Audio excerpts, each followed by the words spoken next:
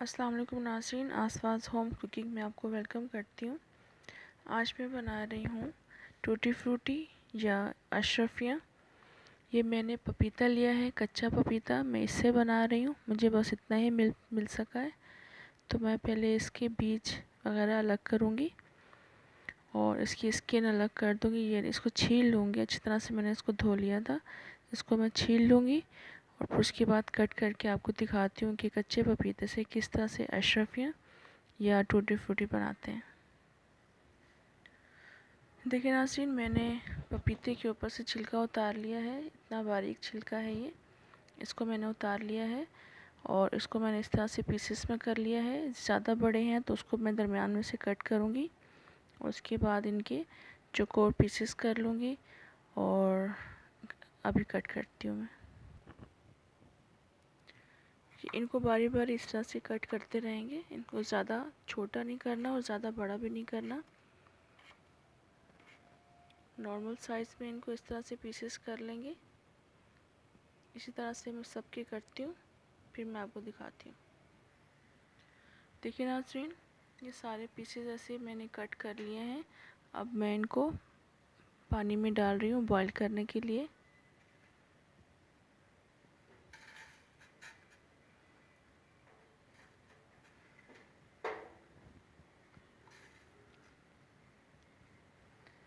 ये सारे पीसेस मैं इसमें डाल दूँगी और इसको बॉईल दूँगी। देखिए नाज़रीन, ये मैंने इसमें सारे डाल दिए हैं पपीता, और ये जब तक ट्रांसपेरेंट नहीं होंगे उस वक्त तक हम इसको पकाते ही रहेंगे।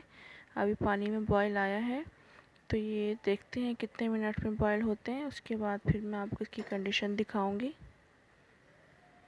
देखिए नाज़रीन, ये बॉईल हो गए हैं, इनको सिर्फ 10 मिनट लगे हैं। ये ट्रांसपेरेंट भी हो गए हैं और गल गए हैं अच्छी तरह से। अब मैं इनको ड्रेन कर लेती हूँ और उसके बाद 2 हिस्सों में डिवाइड कर दूँगी।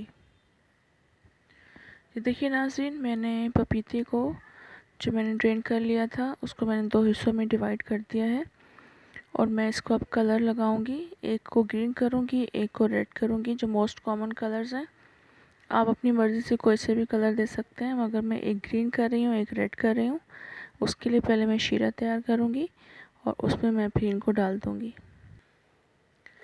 देखिए नाज़रीन, मैंने उसी पैन में चीनी डाल दिया आधा कप, और आधा कप ही मैंने पानी डाला है। इसको मैं मेल्ट करूँगी चीनी को। इसका शीरा बन जाएगा तो मैं इसमें फूड कलर डाल दूँगी, ग्रीन कलर या रेड कलर कोई सा भी। और उसके बाद मैं फिर पपीता डाल दूँगी। देखिए नाज़रीन, इसका शीरा बन गया था और इसमें मैंने रेड कलर डाल दिया और इसमें मैं अब पपीता डाल रही हूँ। जो एक हिस्सा मैंने पपीते का अलग कर लिया था वो इसमें मैं डालकर इसको पकाऊंगी अच्छी तरह से। ये देखिए नाज़रीन, मैंने पपीता इसके अंदर डाल दिया है। इसको मैं अब पकाऊंगी, हल्की आंच पर ही पकाऊंगी इसको। और अगर मुझे इसमें कलर कम लग रहा है तो मैं इसमें थोड़ा सा और कलर डाल दूँगी। इस शीरे में ये पकते रहेंगे जब तक ये शीरा गाढ़ा हो जाएगा और ये सारा शीरा ये एब्जॉर्ब कर लेंगे अपने अंदर। तो जब तक मैं इसको पकाऊंगी, और थोड़ा सा मैं कलर और डालती हूँ, थोड़ा सा डार्क कलर का बनाना है मुझे। ये देखिए नाज़रीन, ये रेड वाली अशरफियाँ रेडी हो गई। इसमें हल्का हल्का सा शीरा है, ये मैं इसमें ऐसे ही रहने दूँगी ताकि ये अच्छी तरह जज़्ब हो जाए। और चम्मच की मदद से मैं इसको थोड़ी थोड़ी देर बाद ऊपर नीचे करती रहूँगी ताकि शीरा सब में एक साथ जज़्ब हो जाए। अब मैं दूसरी वाली अशरफियाँ उसमें डालती हूँ जो ग्रीन कलर की हैं। ये देखिए नाज़रीन, मैंने उसी पैन में शीरा डाल दिया, पानी बना लिया शीरे का, वही हाफ़ कप चीनी और हाफ़ कप पानी और ग्रीन कलर डाल दिया। इसको बॉयल आ गया, अच्छी तरह से शीरा तैयार हो रहा है। अब साथ ही मैं इसमें अशरफियाँ डाल दूँगी, पपीता डाल दूँगी। देखिए नाज़रीन, मैंने इसमें पपीता डाल दिया और ग्रीन कलर भी इसमें ये एब्ज़ॉर्ब हो रहा है। और शीरा भी थोड़ा सा और कम करना है मुझे, तब जब तक ये इसमें अच्छी तरह से पकते रहेंगे, इसमें शीरा इसमें जज़्ब हो जाएगा। और इसको भी मैं अलग से बाउल में निकाल लूँगी फिर। ये देखिए नाज़रीन, ये ग्रीन वाली भी रेडी हो गई है। इसके अंदर भी शीरा है अभी नीचे, तो मैं इसको थोड़ी थोड़ी देर बाद ऊपर नीचे करती रहूँगी ताकि शीरा सब में इक्वली एब्जॉर्ब हो जाए। रेड वाली भी रेडी हो गई थी। इसको रात भर के लिए आप छोड़ दें इसमें शीरे में, ये अच्छा खासा शीरा इसमें एब्जॉर्ब कर लेंगी। फिर उसके बाद आप इसको किसी भी डिश में यूज़ कर लें। ये केक्स में यूज़ होती हैं, डेज़र्ट्स में यूज़ होती हैं, किसी भी मीठे में यूज़ होती हैं और आइसक्रीम्स में यूज़ होती हैं ये।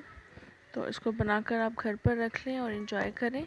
मेरी इस रेसिपी को लाइक करें, शेयर करें और मेरे चैनल को सब्सक्राइब भी कर दें। इसी के साथ इजाज़त दें। अल्लाह हाफ़िज़।